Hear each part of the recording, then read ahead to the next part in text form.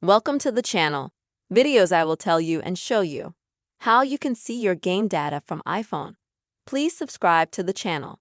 Write your comments. Give me your likes. Let's get started. First, you need to open the Settings app. After that, we go to our ID. Then in the middle of the screen, we see a line for iPhone. We click on it. Then at the top, we see the term Manage Account Storage. We click on it. And we go to the list of all the apps that we have. Data that are stored in our iCloud or data in the application that are synchronized with other devices. If you've been using games for a while, you'll have them on this list. Since I just downloaded the game, I don't have it on this list because no data has been saved yet.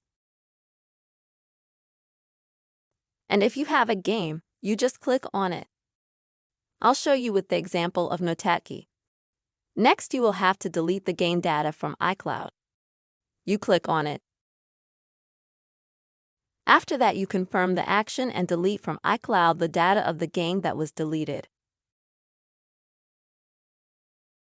After that, its data will be deleted. And then after that, you can safely enter the game. Then you continue from the place where you finished playing. That is, you will not need to start the game from scratch. But if a game is not on this list, or if this method hasn't worked for you yet, then there is a way. You find the game icon on your desktop. You press it down. You get a little list like this. You select Remove App. Then Delete App. And once again, you confirm the deletion.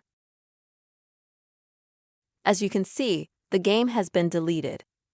Then we go to the App Store.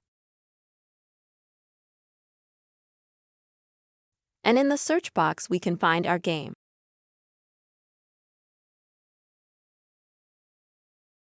Here it is. As you can see, there's a cloud next to the title. We click on the cloud. And you can see it's downloading the game here. But it's gonna load from scratch because you deleted all the data of this game.